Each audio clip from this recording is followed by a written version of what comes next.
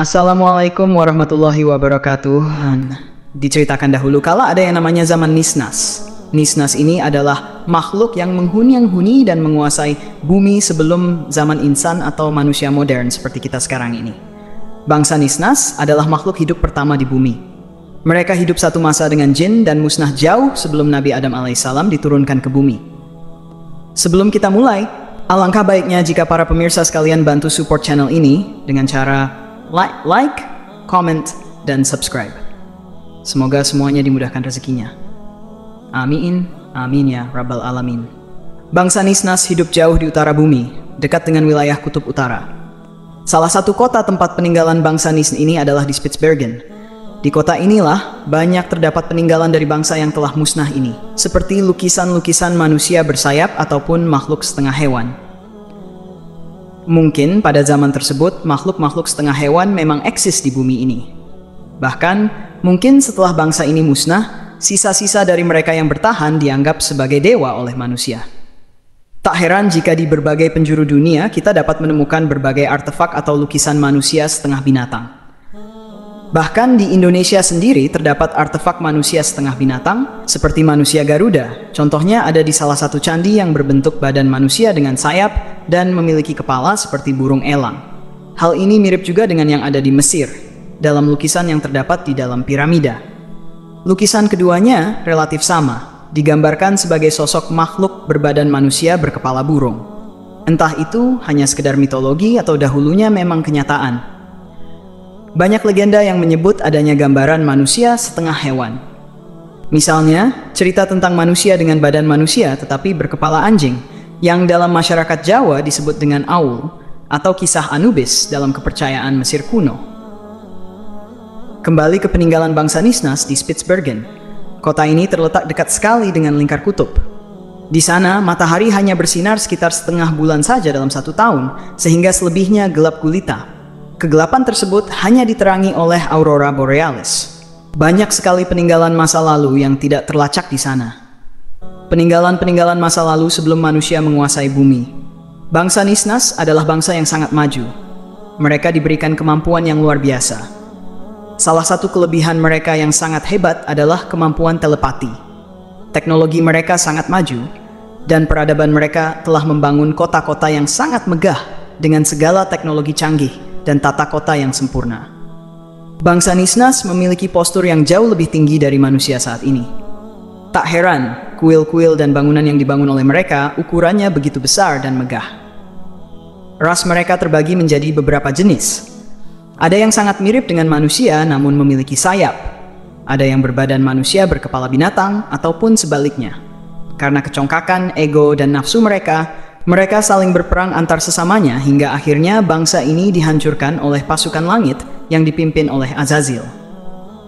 Azazil adalah nama makhluk terkutuk yang setelahnya diubah menjadi nama iblis.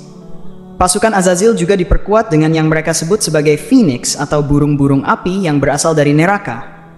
Hampir semuanya musnah dalam pertempuran tersebut.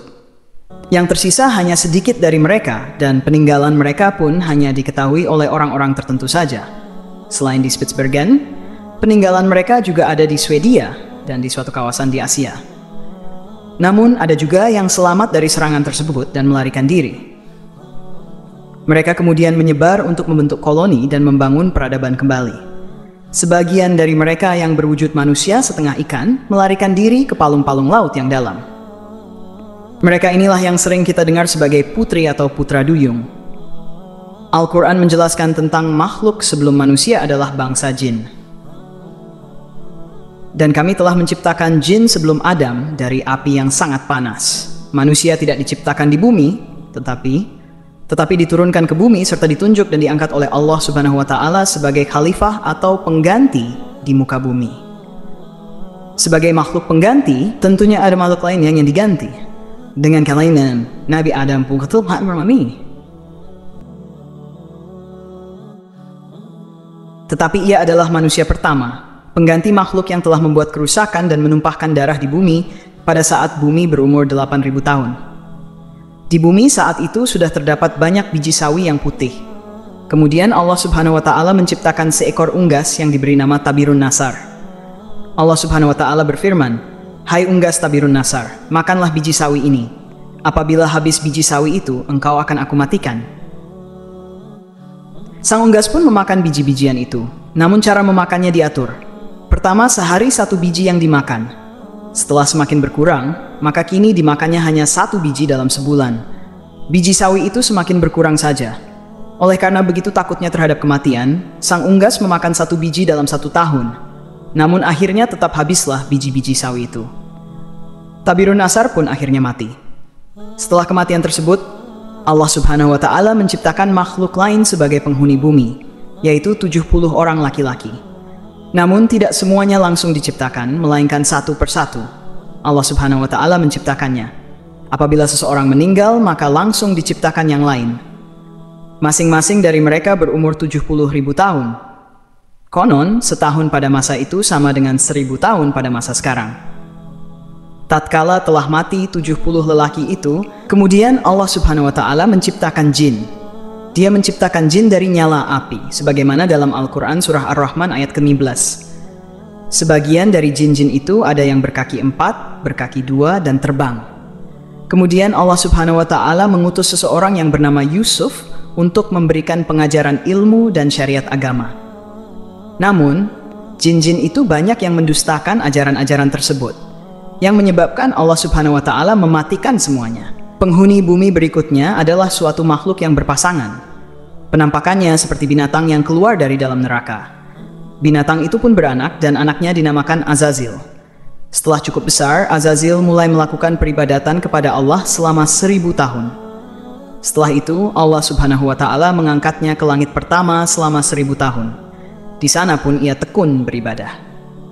Allah Subhanahu wa Ta'ala menganugerahkannya sayap yang terbuat dari manikam yang hijau. Dengan izinnya, maka terbanglah ia ke langit kedua. 1000 tahun lamanya pula ia beribadah. Demikianlah, pada tiap-tiap lapisan langit, ia beribadah selama 1000 tahun lamanya, hingga ke lapisan langit ke-7. Sementara itu, di bumi saat itu sudah ada penghuni lainnya, yaitu bangsa jin yang bernama Jannah. Mereka hidup selama 70.000 tahun hingga lahir anak cucunya. Kata ahli tafsir lain, mereka hidup selama 18.000 tahun mendiami bumi, yang kemudian menjadi sombong dan kufur. Allah Subhanahu wa Ta'ala pun mematikan Jannah. Sebagai gantinya adalah yang bernama Banunal Jannah. Ia mendiami bumi selama 18.000 tahun lamanya. Ia juga dimatikan oleh Allah Subhanahu wa Ta'ala. Sementara itu, di atas langit sana, Azazil bersama para malaikat masih khusyuk beribadah. Azazil menjadi pemimpin para malaikat selama 70.000 tahun lamanya dalam beribadah.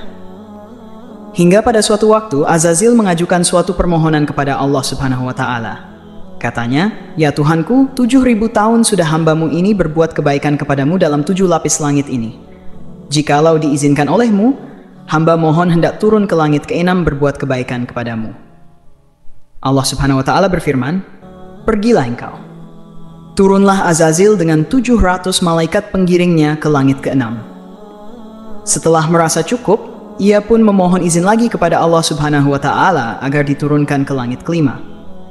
Di langit ke-5 pun ia memohon diturunkan ke langit yang di bawahnya, dan demikian seterusnya hingga sampailah mereka di langit dunia.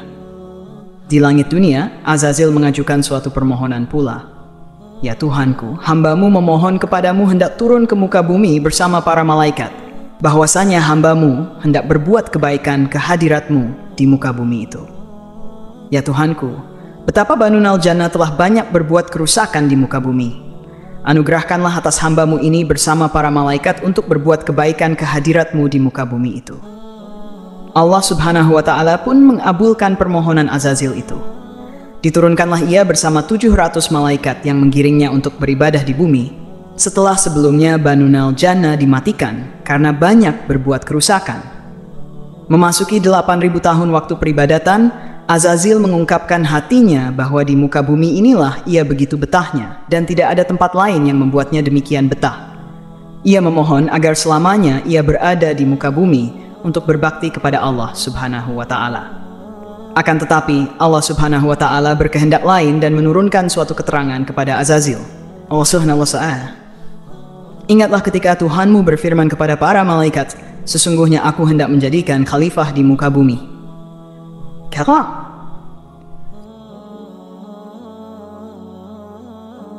Mendengar firman tersebut, Azazil menjadi berduka disebabkan dengkinya. Mereka pun bertanya kepada Allah Subhanahu wa Ta'ala mengenai siapa yang akan menjadi khalifah itu. Adam namanya, jawab Allah Subhanahu wa Ta'ala. Mereka bertanya tentang hikmah ketetapan Allah Subhanahu wa Ta'ala itu dengan berkata, "Adakah engkau, ya Tuhan kami, hendaklah menjadikan di bumi itu manusia yang akan membuat bencana dan menumpahkan darah? Padahal kami senantiasa bertasbih dengan memujimu dan mensucikanmu." Allah Subhanahu wa Ta'ala berfirman, "Sesungguhnya aku mengetahui apa yang kamu tidak ketahui." Setelah beberapa waktu, Allah Subhanahu wa Ta'ala memerintahkan malaikat dan sebagainya untuk bersujud kepada Nabi Adam. Semuanya bersujud. Yang pertama bersujud adalah malaikat Jibril, Mikail, Israfil, Ridwan, dan seterusnya, kecuali Azazil. Dalam kitab Tafsir Syawi, juz 3 halaman 341, disebutkan mereka bersujud kepada Nabi Adam di hari Jumat dari waktu zuhur sampai asar. Namun Azazil sampai matahari terbenam masih belum juga sujud. Bahkan hingga hari Sabtu paginya saat matahari terbit, Azazil masih belum sujud. Allah Subhanahu wa Ta'ala kemudian menegur Azazil, "Sesungguhnya kami telah menciptakan kamu, lalu kami bentuk tubuhmu. Kemudian kami katakan kepada para malaikat, bersujudlah kamu kepada Adam. Maka mereka pun bersujud, kecuali iblis. Dia tidak termasuk mereka yang bersujud." 11-18. Allah Subhanahu wa Ta'ala berfirman, "Apakah yang menghalangimu untuk bersujud kepada Adam di waktu aku menyuruhmu?" Iblis menjawab, "Aku lebih baik daripadanya. Engkau ciptakan aku dari api, sedangkan dia engkau ciptakan dari tanah." Allah Subhanahu wa Ta'ala berfirman, "Turunlah engkau dari surga itu, karena kamu tidak sepatutnya menyombongkan diri di dalamnya. Keluarlah, sesungguhnya kamu termasuk makhluk-makhluk yang hina." Iblis menjawab, "Beri tangguhlah aku sampai waktu mereka dibangkitkan." Allah Subhanahu wa Ta'ala berfirman, "Sesungguhnya kamu termasuk mereka yang diberi tangguh." Iblis menjawab, "Karena engkau telah menghukum aku tersesat, aku benar-benar akan menghalang-halangi mereka dari jalan engkau yang lurus. Kemudian aku akan mendatangi mereka dari muka dan dari belakang mereka, dari kanan dan dari kiri mereka. Dan engkau tidak akan mendapati kebanyakan mereka bersyukur." Allah Subhanahu wa Ta'ala berfirman, "Keluarlah kamu dari surga itu sebagai yang terhina lagi terusir. Sesungguhnya barang siapa di antara mereka mengikuti kamu, benar-benar aku akan mengisi neraka jahanam dengan kamu semuanya." Hari Sabtu berikutnya, iblis dikeluarkan atau diusir dari surga. Ia menempati wilayah bumi, langit, dan sebagainya, selain surga.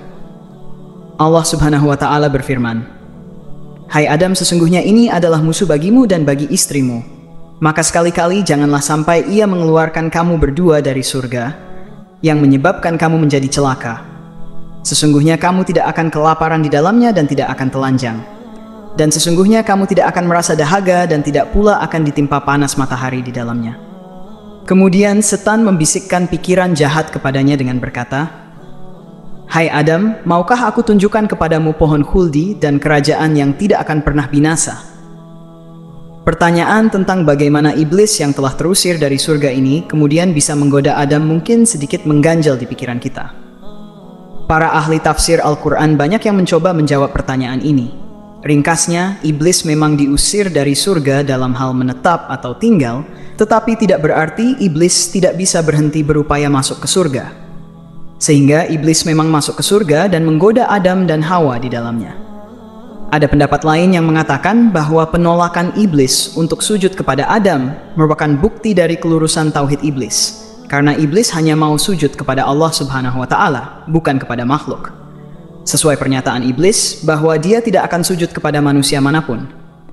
Tetapi sikap pembangkangannya terhadap perintah Allah Subhanahu wa Ta'ala untuk bersujud kepada Adam adalah suatu pelanggaran. Makanya tauhidnya gugur. Kisah ini memang terdengar agak janggal, namun ternukil di beberapa kitab para ahli tafsir yang kemungkinan bersumber dari riwayat Israiliyat. Abu Hurairah radhiyallahu anhu berkata bahwasanya ahli kitab membaca Taurat dengan bahasa Ibrani dan menafsirkannya kepada umat Islam dengan bahasa Arab. Oleh karena itu, Rasulullah bersabda, "Janganlah kalian membenarkan ahli kitab dan jangan pula mendustakannya.